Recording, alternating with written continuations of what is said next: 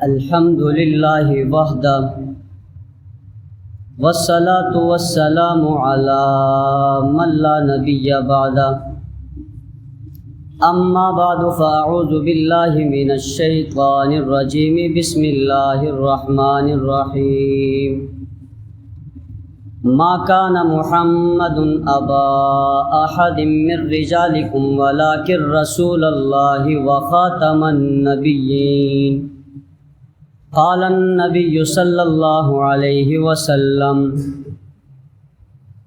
انه سيكون في امتی 30 كذابون كلهم يزعم انه نبی وانا خاتم النبیین لا نبی بعدی او کما قال علیہ الصلاۃ والسلام۔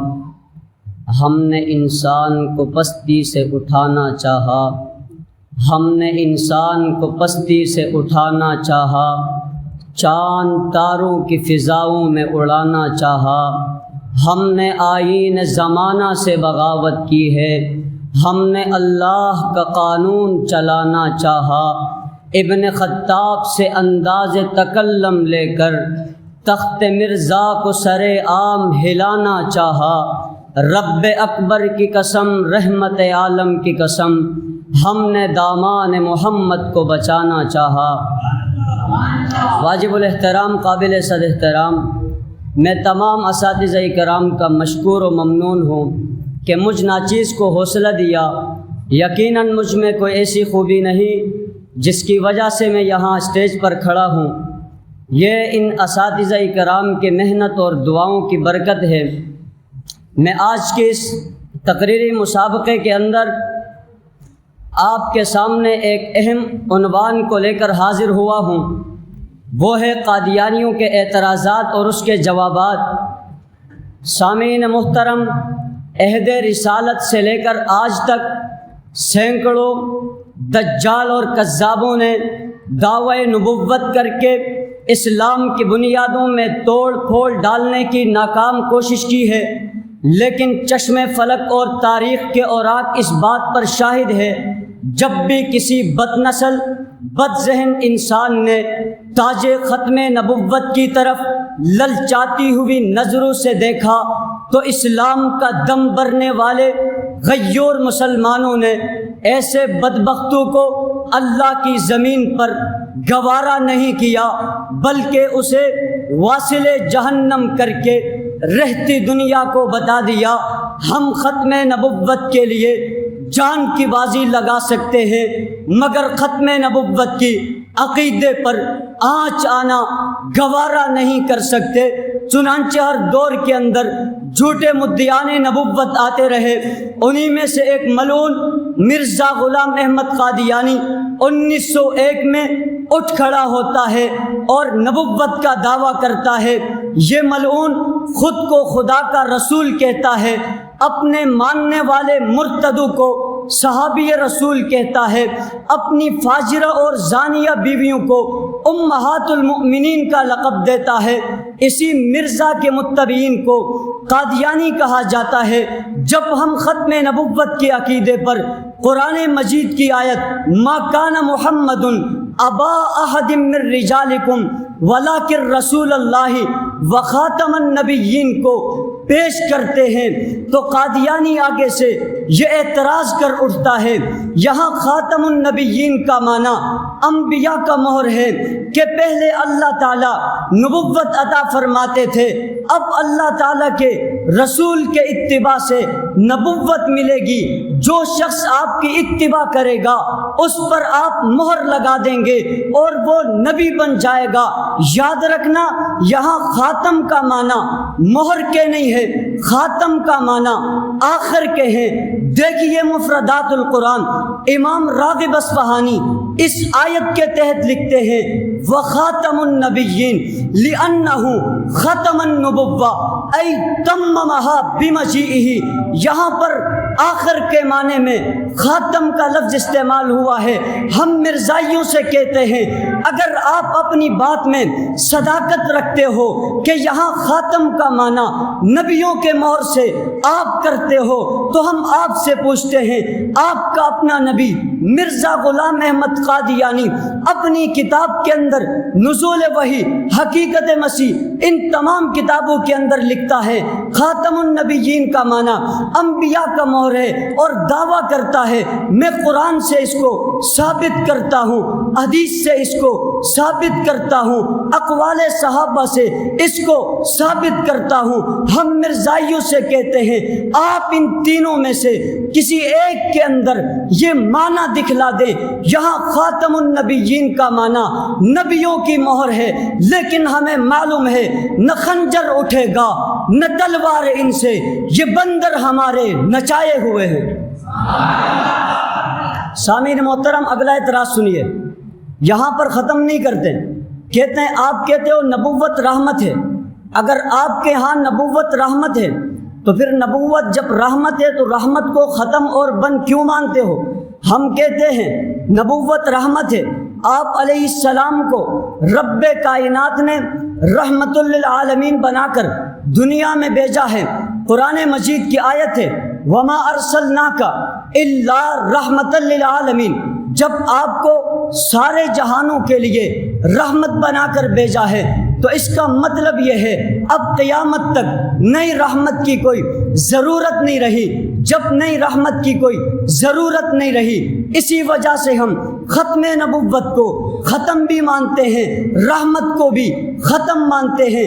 یہاں سے جب اس کا اعتراض ختم ہو جاتا ہے، اگلا اعتراض کر اٹھتا ہے قرآن مجید کی آیت وَمَن يُطِعِ اللَّهَ وَالرَّسُولَ فَأُولَٰئِكَ مَعَ الَّذِينَ أَنْعَمَ اللَّهُ عَلَيْهِمْ مِنَ النَّبِيِّينَ وَالصِّدِّيقِينَ وَالشُّهَدَاءِ وَالصَّالِحِينَ۔ قادیانی اعتراض کرتا ہے، میرے بھائیو دوستو سنیے گا آپ اس کے اعتراض کو، اگر وہ اس اعتراض کو کسی سادل و مسلمان کے سامنے پیش کر دے یقیناً وہ گمراہ ہوگا۔ قادیانی کہتا ہے یہاں اللہ رب العزت فرماتے ہیں جو اللہ اور رسول کی اطاعت کرے گا وہ نبی ہوگا، وہ صدیق ہوگا، وہ شہید ہوگا، وہ صالح ہوگا۔ اگر ایک انسان شہید بن سکتا ہے، صالح بن سکتا ہے، تو نبی کیوں نہیں بن سکتا؟ اعتراض بنتا ہے نہیں بنتا؟ وہ اعتراض کرتا ہے۔ آپ بتاؤ یہ اعتراض جب وہ کسی سادل و مسلمان کے سامنے پیش کر دے تو وہ گمراہ ہوگا یا نہیں ہوگا؟ میں آپ سے پوچھتا ہوں۔ لیکن میرے بھائیو دوستو، ہمارے اکابر علماء دیوبند نے ہر محاذ پر عقیدہ ختم نبوت کے گیت گائے ہیں، عقیدہ ختم نبوت کا تحفظ کیا ہے۔ میں آپ کو بتاتا چلوں، قادیانیوں کے شہرت پہ پاؤں رکھ کر جواب دینے لگا ہوں۔ یہاں معیت سے مراد معیت فی الآخرت ہے، معیت فی الدنیا مراد نہیں ہے۔ چنانچہ امام جلال الدین رحمہ اللہ اپنی تفسیر جلالین کے اندر اس آیت کا شان نزول لکھتا ہے، جب صحابہ نے نبی سے کہا کیف نراک فی الجنہ وانت فی الدرجات العلی ونحن اسفل منک فنزل ومن یطع اللہ والرسول الی آخرہ، یہاں معیت سے مراد معیت فی الآخرت ہے۔ کیا مطلب ہے؟ جو دنیا کے اندر اللہ اور رسول کی اطاعت کرے گا وہ آخرت کے اندر صدیقوں، شہداء اور صالحین نبیوں کے ساتھ ہوگا، یہ مراد ہے۔ جب ہم قادیانوں کے اس اعتراض کا منہ توڑ جواب دیتے ہیں، اور آج بھی الحمدللہ ہمارے اکابر میدان میں کھڑے قادیانیوں کو چیلنج کر رہے ہیں، کبھی سامنے ہمت ہے تو بیٹھ کر دکھاؤ، دل جلو کو پڑا فلک سے کام نہیں، جلا کے راکھ نہ کر دوں حضور کا غلام نہیں۔ میرے بھائیوں، احادیث پر اعتراض کرتا ہے، وقت بہت مختصر ہے، توجہ کی ضرورت ہے۔ حضرت عائشہ رضی اللہ تعالی عنہ کی ایک روایت پیش کرتا ہے، قولوا خاتم الانبیاء ولا تقولوا لا نبی بعدی، اس پہ اعتراض کرتا ہے۔ دیکھو حضرت عائشہ رضی اللہ تعالی عنہ خود اجرائے نبوت کے قائل ہیں، تبھی تو وہ فرما رہی ہیں وَلَا تَقُولُوا لَا نَبِيَّ بَعْدِي۔ اس کا مطلب یہ ہوا حضرت عائشہ رضی اللہ تعالی عنہ خود اجرائے نبوت کے قائل ہیں۔ ہم انہیں جواب میں کہتے ہیں بھائی جان آؤ تو صحیح، جواب تو سنو، اس کے بعد اگر اعتراض بنتا ہے ہمیں قبول ہے۔ ہم انہیں کہتے ہیں اس کی سند دنیا کی کسی کتاب کے اندر متصل مذکور نہیں ہے۔ ایک منقطع السند قول سے احادیث متواترہ کے خلاف استدلال کرنا سراپا دجل اور فریب ہے۔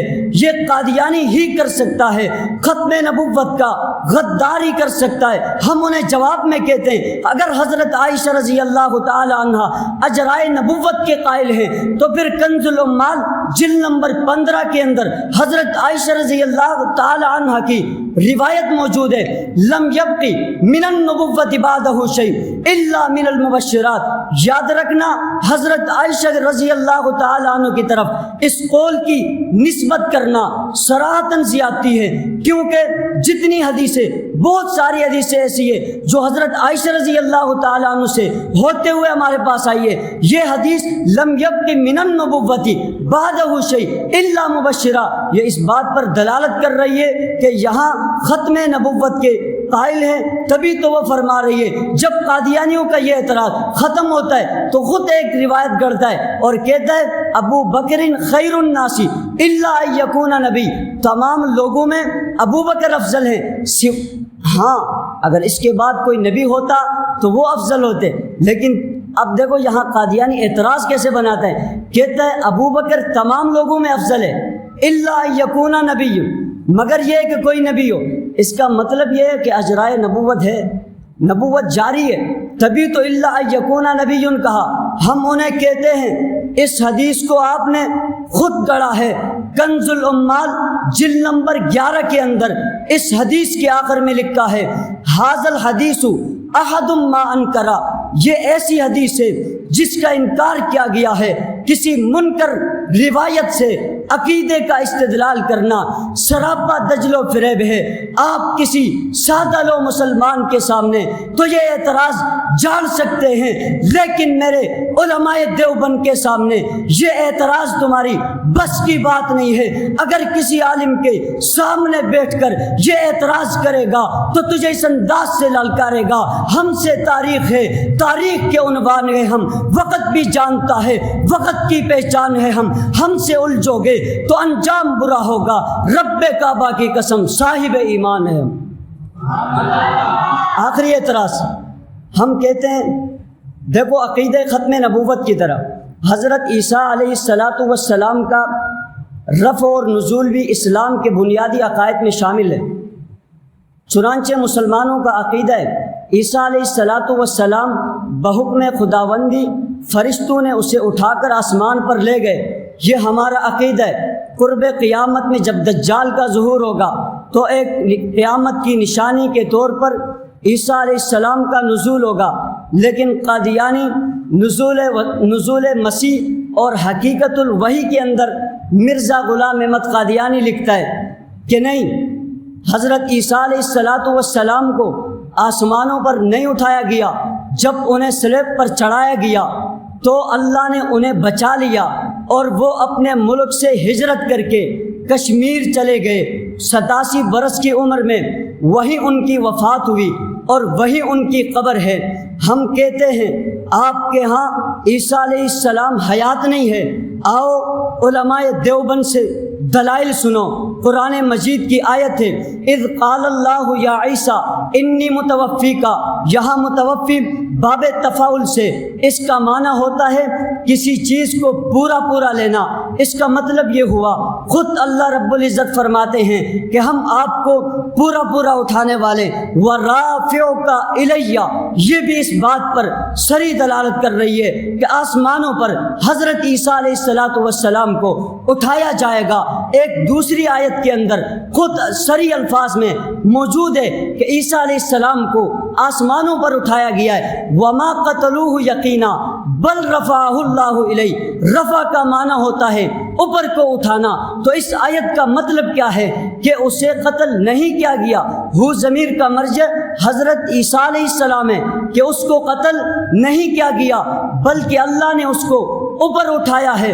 مطلب کیا ہے؟ حضرت عیسیٰ علیہ السلام کو جسد انصری کے ساتھ آسمانوں پر اٹھایا ہے۔ یہاں اعتراض جاڑتا ہے قادیانی سادل و مسلمانوں کو گمراہ کرنے کے لیے بکواس کرتا ہے، کہتا ہے اگر عیسیٰ علیہ السلام آپ کے یہاں حیات ہیں تو قرب قیامت میں تشریف لائیں گے؟